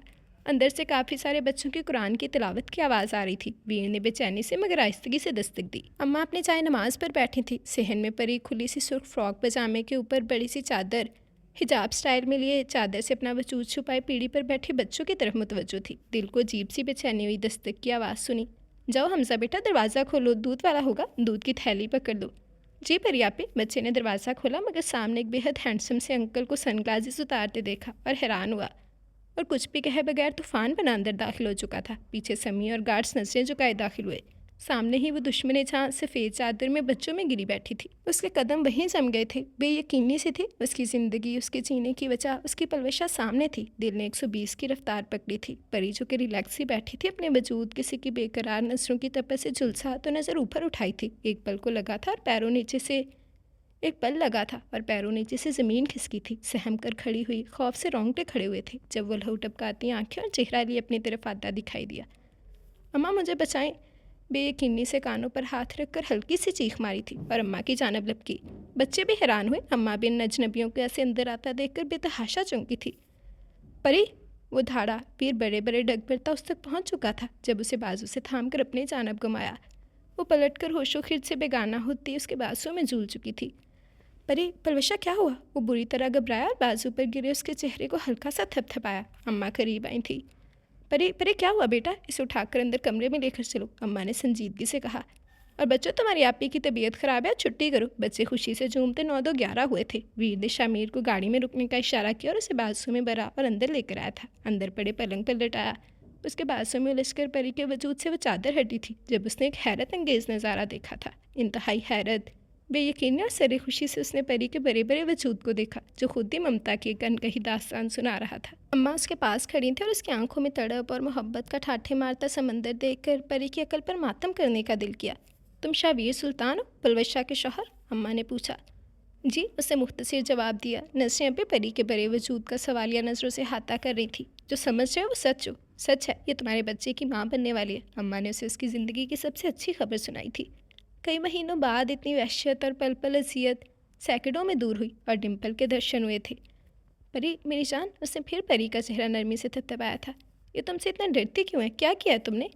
कुछ नहीं किया मैंने, बस इससे मोहब्बत करने की गलती की है जिसकी सज़ा ये 6 महीनों से मुझे पल पल तड़पा कर देती आई है। बस अब और नहीं, मैं अपनी बीवी को अपने साथ ले जा रहा हूँ। आपको कोई एतराज़ तो नहीं? अम्मा जहान देता थी, वो तो पहले ही उसकी आंखों में परी के लिए मोहब्बत देख चुकी थी। ले जाओ बेटा, मुझे क्या एतराज़ होगा, मगर इसका ख्याल रखना, इसे मना लेना और जो भी गलत फहमी है उसे जल्द दूर कर देना। मेरी दुआएं हमेशा तुम्हारे साथ हैं। आपका बहुत बहुत शुक्रिया, आपने इन 6 माह में मेरी परी का ख्याल रखा। अगर आप चाहें तो साथ चल सकती हैं, उसने नजरों में परी को निहारते देख कर कहा था। नहीं बेटा, मैं तो बस इन बच्चों के लिए ज़िंदा हूँ। और जाओ और इसे ले जाओ, किसी अच्छे से डॉक्टर को चेक करवाओ। अम्मा ने वीर की तवज्जो उसकी तबीयत पर दिलवाई तो वह हड़बड़ा कर उठा था। उसे नरमी से उठाकर गाड़ी तक लाया। समी हॉस्पिटल चलो। वो हॉस्पिटल आए थे, अंदर उसका चेकअप जारी था। वीर परेशानी से वीर के करीब आया। ब्रो खैरियत है ना? भाभी को क्या हुआ है? हुआ नहीं, होने वाला है। तुम चाचू बनने वाले हो यार, वीर ने दांतों तले लब दबाकर अपना कारनामा बताया था। Oh really bro, then I am very happy and so excited. Mir 3 माह के बाद पहली दफ़ा हंसा और सरखुशी से उसके गले लगा था। मी टू यार, बस वो ठीक हो बिल्कुल। डॉक्टर बाहर आई। वीर बेचैनी से डॉक्टर की तरफ बढ़ा था। मिस्टर शाबिर सुल्तान, आपकी मिसेस ठीक है बिल्कुल, बेबी भी ठीक है, बस वीकनेस है जैसे वो बेहोश हो गई। हमने सुकून का इंजेक्शन दे दिया है, वो आराम करें, जब होश में आएंगी तो आप ले जाना उन्हें। मेडिसिन लिखती है मैंने और डाइट चार्ट रेडी कर दिया है। नो डॉक्टर, मैं अभी और इसी वक्त से घर लेकर जाना चाहता हूँ, अगर कोई प्रॉब्लम ना हो तो। डॉक्टर ने ताज्जुब से उसे देखा। अब उन्हें क्या पता वो दीवाना इतने दिनों बाद अपनी मोहब्बत से मिला है और अब एक सेकंड भी अपनी नज़रों से उजर नहीं होने देना चाहता था। कोई प्रॉब्लम नहीं मिस्टर शाबिर, आप लेकर जा सकते हैं उन्हें। Okay doctor, thanks. उसे घर लिए वापस आए थे। मीर अपने कमरे में जा चुका था। वीर अपनी बाहों में अपनी ज़िंदगी को नरमी से भरे बेड तक लाया था। होशो खीर से बेगाना उसका कमज़ोर सा वजूद उसे रूह तक सुकून दे रहा था। नरमी से बेड पर लेटाया, खुद भी उसके करीब नीम दराज हुआ। उसके हाथों को अपने हाथों की नरम गिरफ्त में लेकर तकिए से लगाया था। उसके चेहरे के एक एक नक्श को अपनी प्यासी निगाहों से छूकर खुद को सैराब किया। दिल था कि भरता नहीं था, ज़रा सा झुककर आंखों को चूमा था। उसे छूकर महसूस कर लेना चाहता था कि वो सचमुच उसके बेहद करीब, उसके सामने उसके बेड पर मौजूद है। चेहरे के एक नक्श को लबों के नरम गर्म लम्स से छुआ था। बेलगाम जज्बात पर बंद बांधना बहुत मुश्किल था। बहुत नरमी से गुदास लबों को गिरफ्त में लिया और फ़ौरन पीछे हटा ताकि वो उठ ना जाए और फिर उससे दूर होकर उसे अज़ाब में ना डाल दे। परी, मेरी पलवशा, मेरी इन तन्हाइयों, इन वहशतों, इन बेचैनियों का हिसाब कब दोगी? नहीं दे पाओगी। तुम्हें क्या खबर तुम्हारी सज़ा ने पल पल मुझे कितना तड़पाया। अब मिल गई हो तो तुम्हारी सांसों को भी अब मेरी दस्तरस में रहना होगा। पर ये बुरी तरह किस्मत आई थी जब शायरग पर हल्की बियड की चुभती चलन महसूस हुई थी। जाना पहचाना वहशी लम्स अपने सीने में चुभता महसूस हो रहा था। वो दीवाना वारों से मोहब्बत की बारिश में भिगो रहा था। जब परी की आंख खुली थी और उसे खुद पर चुके देखकर सारी गनूदगी भग से उड़ी थी। वो तड़प कर उठने लगी जब पीर की गिरफ्त और मजबूत हुई थी। छोड़े मुझे, वो बेतहाशा खौफजदा थी। नो स्वीट हार्ट, अब नहीं। उसके बालों में मुँह दिए उसकी खुशबू अपने रूह में उतारते हुए बोला, शाह छोड़े मुझे, वरना अच्छा नहीं होगा। वो नफरत से उड़ाई। वरना क्या करेगी मेरी जान? वीर ने बात हवा में उड़ाई और उसकी छोटी सी नाक से अपनी नाक रगड़ी थी। मैं जान ले लूँगी अपनी। वो मछली आंसू तेज़ी से रवा हुए। वीर को इसकी बात से आग लगी। हाँ, इतनी गुस्ताखियाँ कर चुकी हो, सज़ाओं की लिस्ट काफ़ी तवील है मेरी जान, मगर फ़िलहाल जो लबों ने गुस्ताखी की है ये उसकी सज़ा है। ये कहकर वो उसके गुलाबी होंठों पर झुका था। वो तड़पी मगर वीर की गिरफ्त में शिद्दत और जुनून था। जितनी वो मज़ाहमत कर रही थी, वीर के अमल में शिद्दत आ रही थी। चंद पलों में परी ने ढाल हो चुकी थी तो वीर को रहम आया। वो उसे छोड़कर बेड से उतरा। खुद से खौफ आया। उसकी हालत के पेश नज़र और आंसू देखकर उसे मज़ीद तकलीफ नहीं देना चाहता था। इसे उठकर दूर खड़ा हुआ और पैंट की पॉकेटों में हाथ डाले बड़ी दिलचस्पी से उसका ममता वाला रूही रूप देखा। वो तड़प कर उठी और बिना डरे नफरत से उसे घूर रही थी। तुम्हारी सारी ख़ताएं माफ़ मेरी जान। दुनिया की सबसे बड़ी खुशी देने वाली हो मुझे। मैं पापा बनने वाला हूँ। मैं बहुत खुश हूँ। ये बेबी आपका नहीं है। वो उसकी नफ़रत में अंधी अपने ही पाक दामन को मैला करने पर तुल गई थी, इसलिए गुस्से से गुराई। मगर सामने शाबिर सुल्तान था जिससे वो उलझ रही थी। क्या वो इतनी जल्दी भूल गई? वो तो उसके 6 माह के दिन रात का हिसाब अम्मा से लेकर आया था। इसलिए नहीं कि वीर को उसके किरदार पर कोई शक था, सिर्फ इसलिए कि वो जानना चाहता था कि उसे उसकी परी ने किस तकलीफ़ में ये दिन गुजारे। वीर ने चेहरा झुकाकर दांतों तले लब दबाया था। उसे अपनी परी से कन्फेस करवाना आता था। जानबूझ कर तेवर ख़तरनाक किए। बाहर गया, थोड़ी देर बाद वापस आया तो हाथ में एक बोतल थी। बालकनी से ब्लैक रोज़ का गमला लाकर टेबल पर रखा। सरसराते लहजे में बोला, तुम्हें पता है जान, हम तीनों भाई अपनी चीज़ में शराकत हरगिज़ बर्दाश्त नहीं करते। आज मैंने देखा इस मेरे फेवरेट रोज़ पर एक भंवरा बैठा था, इसीलिए अब ये मेरे किसी काम का नहीं। ये कहकर उसने बोतल खोलकर वो चीज़ गुलाब पर अंडेली। कोई बहुत तेज़ एसिड था। सैकड़ों में रोज़ गल सड़कर नीचे गिरे थे। परी ने खौफ व दहशत से जालिम को देखा। जब वीर बोतल लिए उसकी जानब बढ़ा, अब दोबारा मुझे बताओ, मैंने सही तरह सुना नहीं था। ये बेबी किसका है? परी सहम कर खुद में सिमटी थी।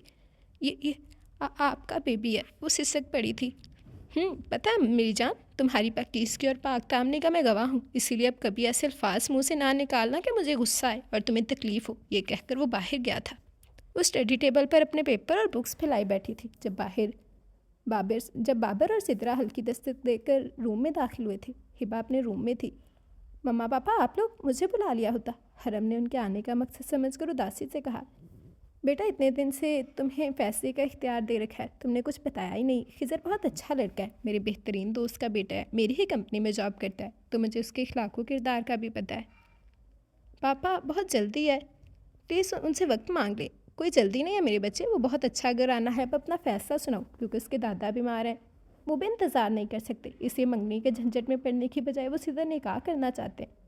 हरम अंदर से सख्त झंझलाई, और ये झंझलाहट क्यों थी, क्यों तड़प रही थी, खुद भी नहीं जानती थी। मगर अपने ही दिल की इतने दिनों की इस कैफियत से तंग आकर उसने फैसले का इख्तियार पापा को दिया। ओके पापा, जैसा आप मेरे लिए मुनासिब समझे। जीती रहो मेरी बच्ची, और हमने तुमसे कहा था कि हिबा क्या चाहती है वो भी उससे पूछ लेना, सिद्रा बेगम ने पूछा। हिबा उन्हें वहाँ जो हुआ तमाम बात बता चुकी थी। मैंने पूछा था मम्मा, उसका वही कहना है कि शाजिर बहुत अच्छा है, मगर वो कुछ स्पेस देना चाहती है खुद को और उसे। अब कहती है कि वो झिझकी, मेरा रिश्ता होने के बाद जाएगी लंदन, उसने आहिस्तगी से कहा। शाजिर का नाम लेते दिल में खोख सी उठी थी और एक जानी दुश्मन याद आया। चलो ये भी ठीक है, ओके तुम पढ़ाई करो, हम चलते हैं। खुद को मैट्री तौर पर तैयार रखना, हो सकता है वो लोग निकाह इसी हफ्ते करने को कहें, सिद्रा बेगम ने उसके माथे पर प्यार करते हुए कहा। वो फीका सा मुस्कुराई थी। मम्मा पापा कमरे से बाहर गए। वो उठी, सीने में शदीद घुटन महसूस हुई। दरवाज़ा लॉक किया, बेड पर ऊँधे मुँह घिरी और गुट गुट कर रो दी थी। शमीर, लबों से सिसकी निकली। काश अब वैसे ना होते, काश। वीर एसिड की बोतल वापस रख कर आया तो वो अब भी बैठी रोने का शुगल फरमा रही थी। वो आकर बेड पर उसके करीब बैठा। आई हेट यू शाह, मुझे नहीं रहना आपके साथ, क्यों लाया मुझे यहाँ, मुझे जाने दें, वो बेबसी से बोली। चले जाना, वो इत्मीनान से बोला। परी ने बेयकीनी से उसे देखा, लेकिन अगली बात पर उसके तोते उड़े। मगर मुझे मेरा बेबी देकर, उसे अपने डैड के हवाले करके। शाह, ये मेरा बेबी है, मैं हरगिज़ नहीं दूंगी आपको, कोई ताल्लुक़ नहीं है आपका मुझसे या मेरे बेबी से। वो सदमे में हत्थे से उकड़ी, यानी वो सिर्फ अपने बेबी के लिए उसे दोबारा इस अकबियत खाने में लाया था। रियली? फिर तो वो ऐप मुझे भी बता दो जहाँ से ये बेबी इंस्टॉल किया, मैं भी एक कर लूँगा। लहजा साफ मजाक उड़ाता था। वो सुर्ख हुई। काश कोई ऐसा तरीका भी होता कि वो दिल में मुक्का बोलते और शावेर सुल्तान की कमर पर एक धमुका रसीद होकर उसकी ये बोल चलती ज़ुबान बंद कर जाता। परी हसरत से सोच कर रह गई थी। इतने में ही मेड खाने की ट्रे लिए अंदर दाखिल हुई। वीर ने ट्रे थामी थी, वो फ़ौरन वापस चली गई थी। वीर ने ट्रे उसके सामने रखी, मगर वो मुंह फेर गई थी। परी, उसने तनबीही अंदाज में पुकारा, ये खाना खाकर तुम्हें मेडिसिन भी ले लिया। मैं नहीं चाहता मेरा बेबी वीक हो। जल्दी खाना खाओ, फिर मैंने अपना कुछ काम करना है, तुम बेशक फिर आराम करना। साफ कहने का मतलब था कि खाना खाओ और जान छुड़वाओ। उसने गहरी नज़र से परी को देखा। वो बेबी का सहारा लेकर बेबी की अम्मा को सीधा कर रहा था, इसलिए कब से उसे छेड़ रहा था। वो टस से मस न हुई। उसने ट्रे सामने से हटाई और बेबी पर झुका, अपने दहकते लब नरमी से परी के पेट पर रखे। परी हड़बड़ाई थी। शाप की हिम्मत कैसी हुई मुझे छूने की? वो फिर दिल मिलाई। रियली? तुम्हें ऐसा क्या लगा मैंने तुम्हें छुआ? मैं तो अपने बेबी को प्यार कर रहा था। उसने फिर हाथ से छुआ और अब वो फुल से जिद कर रहा था ताकि वो उससे तंग आकर जल्दी खाना खा ले तो वीर को सुकून आए और फिर इससे पहले वो दोबारा झुकता। मुझे खाना है, वो तंग आकर मनमनाई थी। वीर ने बड़ी मुश्किल से डिम्पल छुपाया था। उसने ट्रे अपने और उसके बीच खिसकाई थी। उसे बज़ाहिर तवज्जो हटाकर खाना खाने लगा। वो भी छोटे छोटे निवाले खाने लगी तो वीर को सुकून आया था। जब से देखा था बेचैन था, कमज़ोर सी वो हाथों पैरों पर वर्म और मासूम चेहरे में सर्दियाँ खुली हुई थी। अब वीर को इस दुश्मनी जहाँ की सेहत की फिक्र थी। उसे खाना खिलाया, मेडिसिन दी। अब लेट जाओ परी, आराम करो, वो कहता लैपटॉप लिए सोफे की जानब बढ़ा था। परी ने कम्फर्टर में मुंह दे लिया था। वो गहरा मुस्कुराया और 6 माह बाद वो दिलकश डिम्पल फिर चेहरे पर नमाया हुआ था। अगले दिन वो ऑफिस नहीं जा पाया था। एक सुकून सा था जो रगों पे में सरायत कर गया था। परी सुकून से सो रही थी। मीर ऑफिस क्या था? वो चिल्लाती तिल मिलाती सीधा उसके दिल में उतर रही थी। सो इसीलिए रात का उसके नाक में दम कर रखा था। अब भी लाउंज में बैठा खुद ब खुद मुस्कुराए जा रहा था। कातिल डिम्पल बार बार अपनी नुमाइश कर रहा था। तभी लाउंज में संजीदा सा मीर दाखिल हुआ था। ब्रो, ये ज़रूरी पेपर है, साइन कर दें, फिर मुझे मीटिंग के लिए निकलना है। तभी लाउंज में समी दाखिल हुआ था। चेहरे पर परेशानी थी। वीर ने उसे घूरा। सर, एक बुरी खबर है। समी हिचकिचाया। वीर ने बुरा सा मुँह बनाया। शामिर भी चौंका था। ओह नो, नॉट अगेन समी, कभी कभी तो दिल करता है तुम्हारी गुद्दी में से ज़ुबान खींच लूँ, मगर क्या करो, तुम बहुत काम के आदमी हो। No come to the point, किस बारे में? वो सर, हरम मैम के बारे में। समी ने कनखियों से मीर को देखा था। उसके पाँव के नीचे से ज़मीन खिसकी, भन्ना कर समी के पास आया और उसका गुरेबान पकड़ा था। जल्दी बोलो समी, पेशेंस नहीं रख सकता। क्या हुआ है हरम को? क्या बात है? मीर, क्या पागलपन है? लीव हिम नाउ, इसे बात करने दो। वीर ने गिरेबान छुड़वाया था। वो सर, हरम मैम का निकाह है कल, बाबर अहमद के दोस्त के बेटे खिजर हयात से। उससे मीर के सर पर बम फोड़ा। मीर के सर पर आसमान टूटा था। वो धुआं धुआं चेहरा लिए लंबे लंबे डगमगता फाइल वहीं फेंक कर अपने कमरे में जा चुका था। वीर चिंचलाया, समी यू फूल, उसके सामने क्या जरूरत थी ये बकवास न्यूज़ सुनाने की? वीर ने सर पकड़ा था। वो तेज़ी से अपने कमरे में इधर से उधर चक्कर लगा रहा था। बाल मुट्ठियों में जकड़े हुए थे। अल्कोहल की बहुत पुरानी बोतलें अलमारी में पड़ी थी। दिल किया मिनटों में अपने अंदर सारी अंढेल कर सुकून हासिल कर ले, मगर एक एक उठाकर खिड़की से बाहर लॉन में फेंकी थी। हरम, चाहूँ तो सेक्टों में तुम्हें उठा लूँ, अपने पास ले आऊँ, निकाह करके अपना बना लूँ। मर्द हूँ तो अपनी ताकत दिखा सकता हूँ तुम्हें। मगर काश मैं तुमसे मिलने से पहले वाला शामिर सुल्तान होता जो मोहब्बत को ज़िद और अना का मसला बना लेता। मैं कभी तुम्हारे साथ ज़बरदस्ती नहीं करूँगा। कभी नहीं, चाहे इसके लिए मुझे शोलों की भट्टी में ही खुद को क्यों ना झोंकना पड़े। ये अगर मेरी मोहब्बत का इम्तिहान है तो वही सही। मुझे पता है मेरी तौबा कबूल होगी तो तुम खुद ही मुझे मिल जाओगी। मीर अपने कमरे में कारपेट पर बेड से टेक लगाए बैठा मोबाइल में उस दुश्मनी जहाँ की तस्वीर देख रहा था। दूसरे हाथ में सुलगती सिगरेट के साथ उसका दिल और रोम रोम जलकर खाक हो रहा था। उसे तो लगा था वो मना लेगा, उसे अपना लेगा, मगर ये क्या हुआ था। अब तो अपने गुनाहों से तौबा भी कर चुका था, क्योंकि एहसास हो चुका था जिन मासूम दिलों को बर्बाद किया था अब खुद पर बीती तो पता चला था। पता है मासूम दिलों की बद्दुआएं मेरा पीछा कर रही हैं, इसलिए इस कदर तड़प रहा हूँ, मगर तौबा के अलावा कुछ नहीं कर सकता। हरम, मेरी हरम, तुम सिर्फ मेरी हो, शामिर सुल्तान की। देखो इतने गुनाहों में लुथड़े होने के बावजूद ये सोच मेरी रूह और दिल में सुइयां सी चिबो रही हैं कि कहीं तुम किसी और की दस्तरस में ना चली जाओ, तुम्हें कोई और ना छू। इससे आगे तो सोच भी नहीं पाया था और दर्द से तड़प कर पहलू बदला था। देखो भला इस अज़ियत से बड़ा भी कोई दर्द है, ये सोच कर सुलगती सिगरेट अपने बाजू पर लगाई, मगर ढीठ बना बैठा रहा, खामखा असर न हुआ था।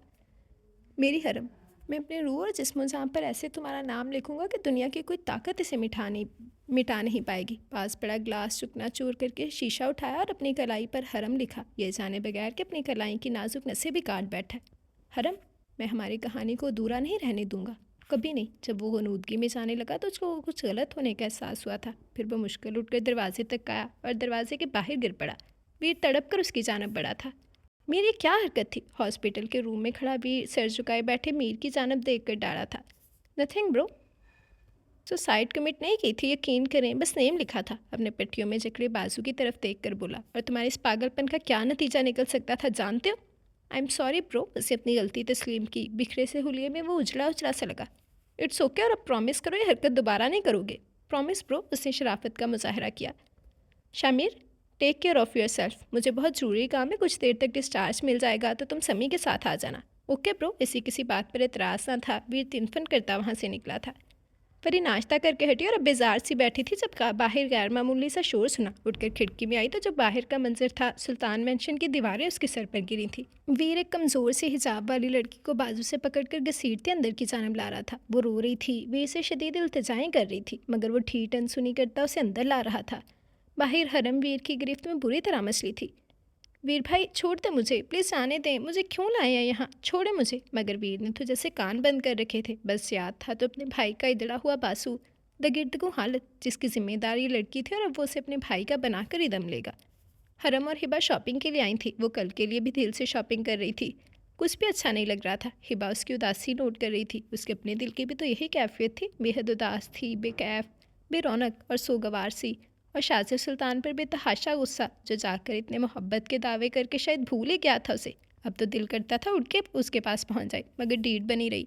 वो शॉपिंग करके बाहर निकली थी जब ब्लैक BMW के पहिए उनके करीब कदमों में चरचराए थे। वो उछली, मगर गाड़ी में से वीर भाई को बाहर निकलते देखकर सुकून आया था। मगर अगले ही पल वो हरम का बाजू पकड़कर गाड़ी में धकेल चुका था। अंदाज बसम करने वाला था। वीर भैया, ये हिबा गुड़िया, इस दूसरी गाड़ी में घर जाओ और अंकल आंटी को बता देना कि हरम को मैं साथ देकर गया शामिर से निकाह करवाने के लिए।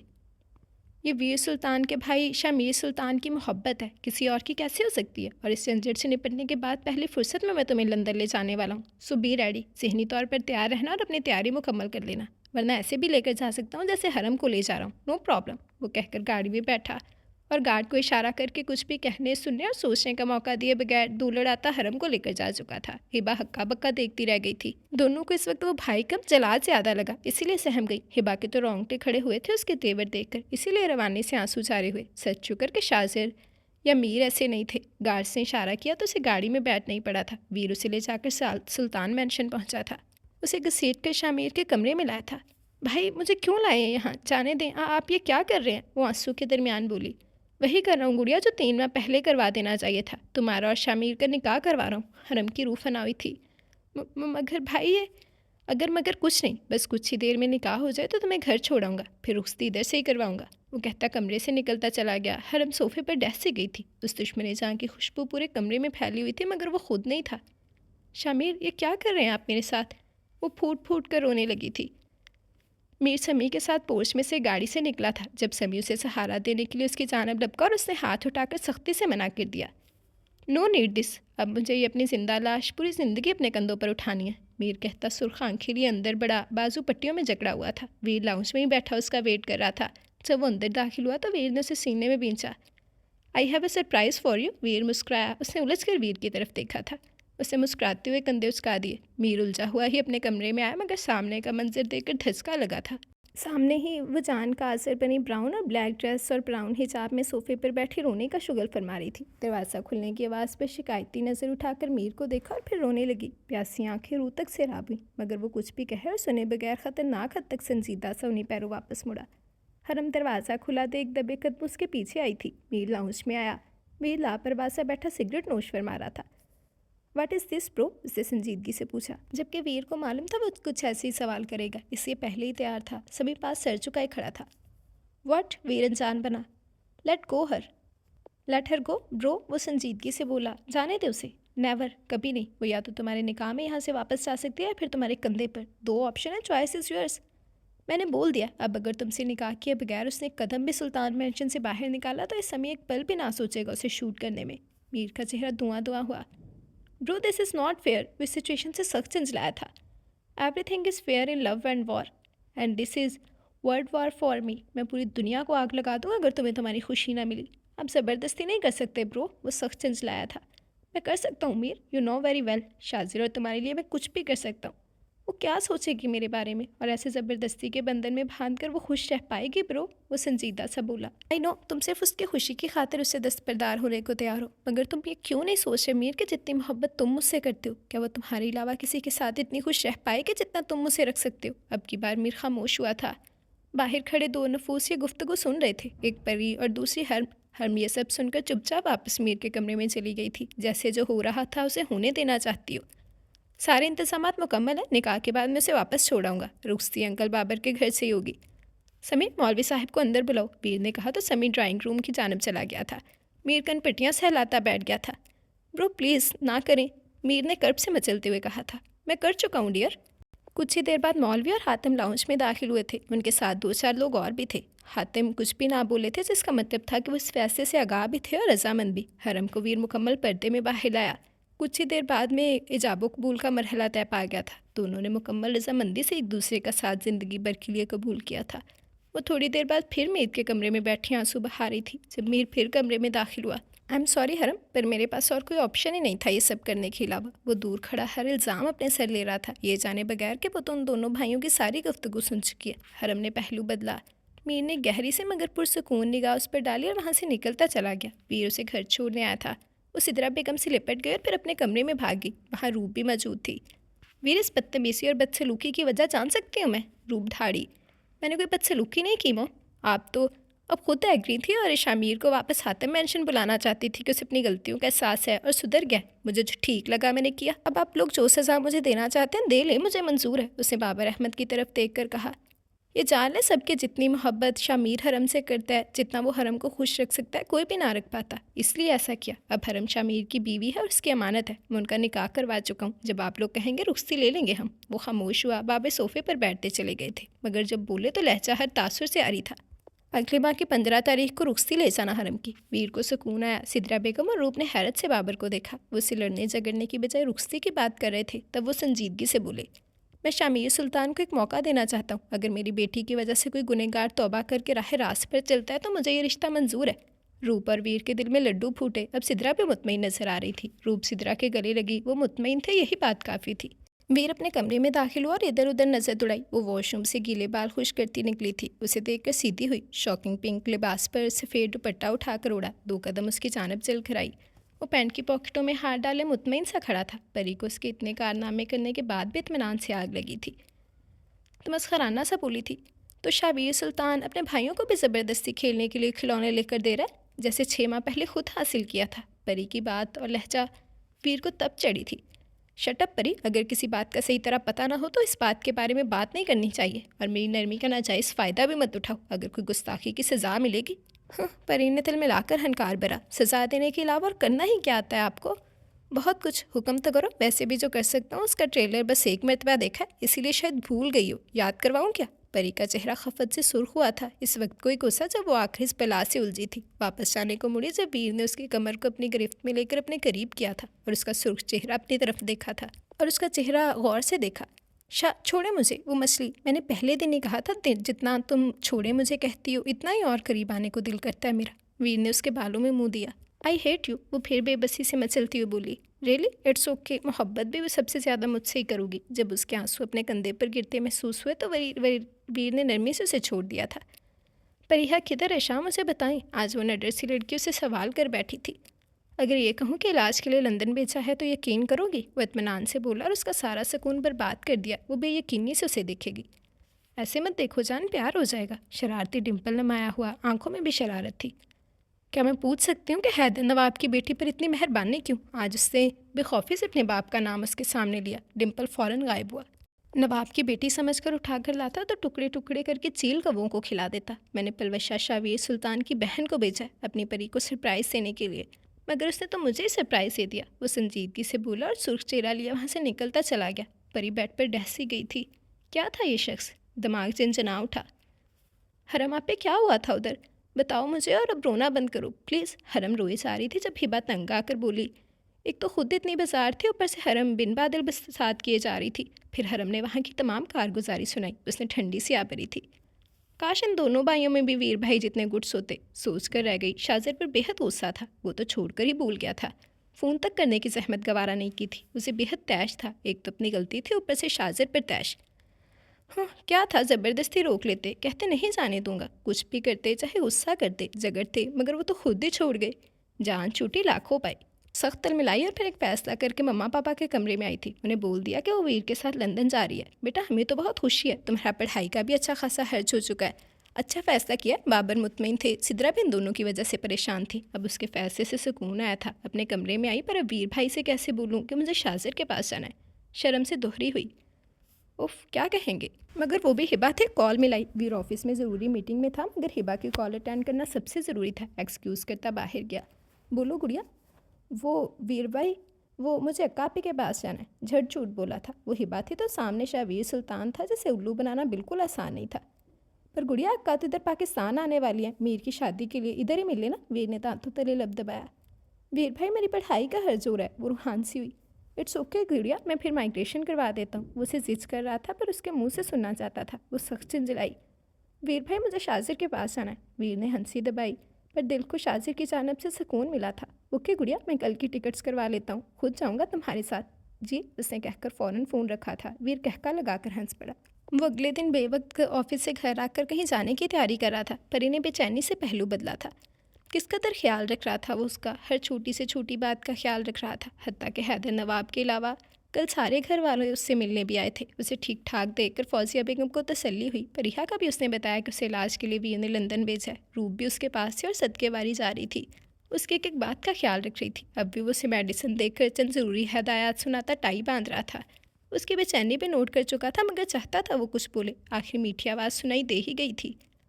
अब किधर जा रहे हैं? क्यों, मेरी जान को मेरे होने ना होने से फ़र्क पड़ता है? वो पूछ बैठा। वो रूप मम्मा पूछेंगी तो मैं क्या बताऊंगी उन्हें? उसकी चालाकी पर अशश कर उठा। मगर वो वीर था, वीर। वो मैं मम्मा को जाते हुए खुद ही बता दूंगा कि किधर जा रहा हूँ। तो आपको मुझे बताते हुए क्या दिक्कत हो रही है? वो चिल्लाई। वीर ने दांतों तले लब दबाया और उसकी जानब बढ़ा। घुटना सोफे पर फोल्ड करके उसके करीब हुआ था।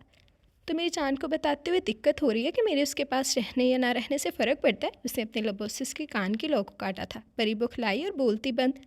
बोलो ना जान। उसकी गुस्ताखियाँ बढ़ती जा रही थी, पर लम्स बहुत नरम था, मगर दहकता, शिद्दत भरा।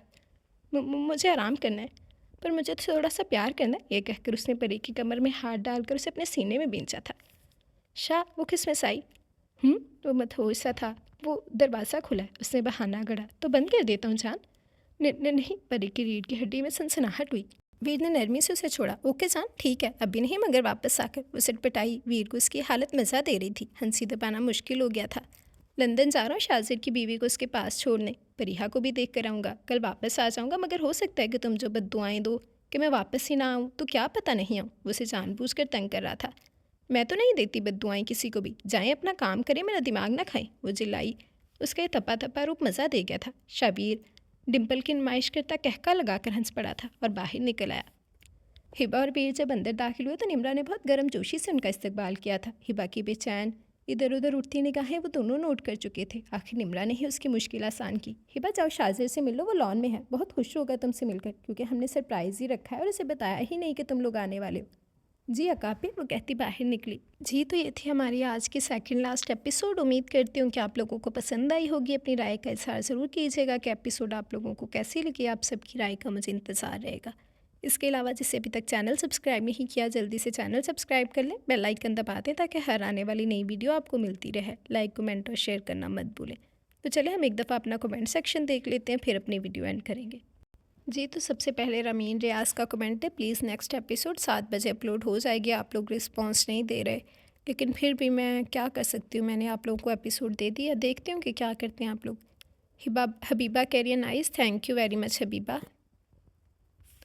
तन मोहम्मद तो फ़ैल कह रहे हैं अस्सलाम वालेकुम आपी जान, कैसी हैं आप? जी नॉवल एपिसोड बहुत अच्छा था, बहुत शुक्रिया आपका, बहुत ही मज़े की स्टोरी है। Thank you very much Mohammed तो फ़ैल।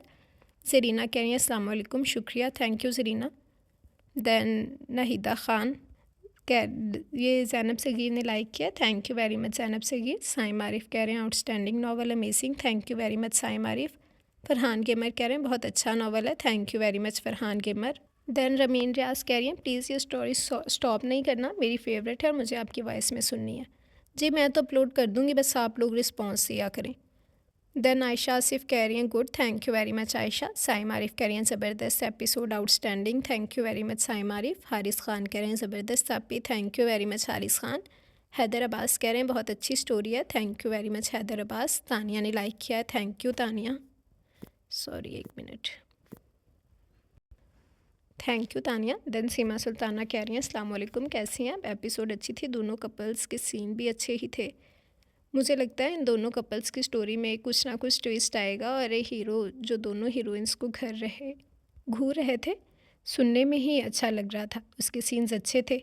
मुझे लगता है हीरो हीरोइन को ढूंढ लेगा। देखते हैं क्या होता है। इस नावल के कितने पार्ट्स हैं, wait for the next parts इस नावल के बस कल लास्ट एपिसोड आ जाएगी। Thank you very much Seema Sultana. Then Ayesha queen कह रही हैं अस्सलाम वालेकुम, दोनों कपल्स के सीन बहुत अच्छे लगे, नाइस। मुझे लगता है कि हीरो को हीरोइन इतनी आसानी से नहीं मिलेगी। Thank you very much Ayesha. जी बिल्कुल, 6 माह के इंतज़ार के बाद ही मिली है, thank you very much. Aesthetic girl कह रहे हैं thank you so much for uploading, बहुत बहुत मज़े की एपिसोड है, thank you very much aesthetic girl. Abdullah Sheikh ने लाइक किया, thank you very much Abdullah Sheikh. Alishba Bilal कह रही हैं ज़बरदस्त awesome, thank you very much Alishba Bilal. Then Sheikh Saleem कह रहे हैं हम इस स्टोरी का वेट करें, प्लीज़ मेरा कमेंट पढ़ें सेकंड वीडियो में प्लीज़ दी। Thank you very much Sheikh Saleem, आपको अच्छा लगा, मुझे खुशी हुई, आपका कमेंट बहुत मज़े का था। मुझे ज़रूर बताइएगा कि स्टोरी आपको कैसी लग रही है। Thank you very much. Then Junaid Shah कह रहे हैं बहुत अच्छा नावल था, thank you very much Junaid Shah. जी तो ये थे हमारे आज के कमेंट्स। उम्मीद करती हूँ कि आज की एपिसोड आप लोगों को अच्छी लगी होगी। आप सबकी राय का, आप सबके कमेंट्स का मुझे बेसब्री से इंतज़ार रहेगा। इसके अलावा जिसने अभी तक चैनल सब्सक्राइब नहीं किया, जल्दी से चैनल सब्सक्राइब कर लें, बेल आइकन दबा दें ताकि हर आने वाली नई वीडियो आपको मिलती रहे। लाइक, कमेंट और शेयर करना मत भूलिए, ठीक है जी। तो फिर इंशाल्लाह हाजिर होंगे कल इस नावल की लास्ट एपिसोड के साथ। तब तक के लिए मुझे इजाज़त दें, दुआओं में याद रखिएगा। अल्लाह हाफिज़।